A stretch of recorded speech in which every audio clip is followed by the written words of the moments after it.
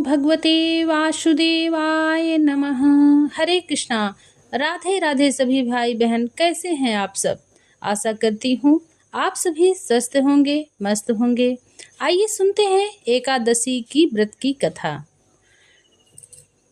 आप सभी भाई बहन कथा को पूरा सुनिएगा और लाइक कमेंट करना ना भूलिएगा। तो महाराज युधिष्ठिर ने जब भगवान श्री कृष्ण से इतनी कथाओं को सुना तो कहने लगे, हे मधुसूदन, आप मुझे ज्येष्ठ माह के कृष्ण पक्ष की कथा को भी सुनाइए, इसको सुनाने की कृपा करिए।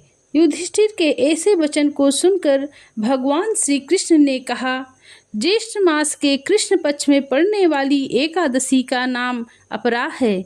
इसका नाम अपरा इसलिए है क्योंकि ये अपार पापों को नष्ट करने के वाली है।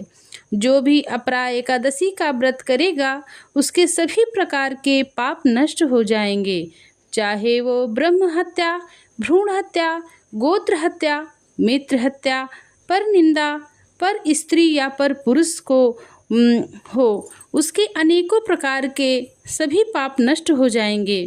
कहीं झूठी गवाही देने का पाप या फिर चिकित्सक बनकर रोगियों को मारने का ही पाप क्यों ना हो, इस प्रकार के पाप अपरा एकादशी का व्रत करने से निसंदेह ही नष्ट हो जाते हैं।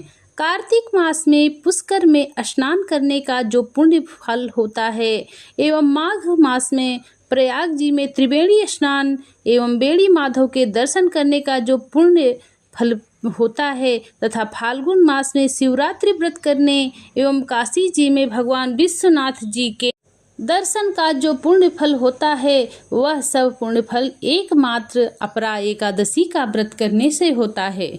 गया जाकर पितरों को पिंडदान करने का जो महान फल होता है एवं सिंहस्थ गुरु में गोमती स्नान का जो महान पुण्य फल होता है और कुंभ में केदार दर्शन का जो महान फल होता है तथा स्वर्णदान, अश्वदान, गजदान, भूमिदान, विद्यादान, अन्नदान, कन्यादान इत्यादि महादानों का जो फल होता है वह महान पुण्य फल केवल एकमात्र अपरा एकादशी का व्रत धारण करने से होता है।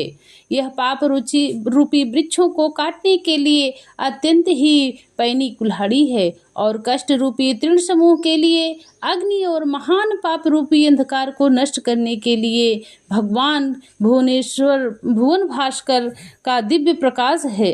कहने का तात्पर्य यह है कि अपरा के समान पापों को नष्ट करने वाला कोई और पुण्य फल नहीं है।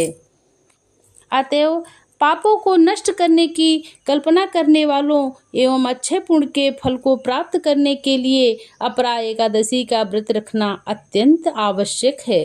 अपरा की अवहेलना करने वाले प्राणियों को कहीं भी त्राण नहीं मिलता, उसका जीवन एकदम निरर्थक रहता है। इसके विपरीत अपरा एकादशी का व्रत नियम पूर्वक धारण कर भगवान विष्णु की पूजा करने से सांसारिक सुखों की प्राप्ति के बाद अंत काल में परलोक की प्राप्ति भी होती है। राजन, आप तो स्वयं सर्वव्यापक, अंतर्यामी, जन मन रंजन, दुख खविभंजन आदि पुरुष हैं। आपको क्या, यह व्रत तो मैंने आपको लोकोपकार के लिए सुनाया है।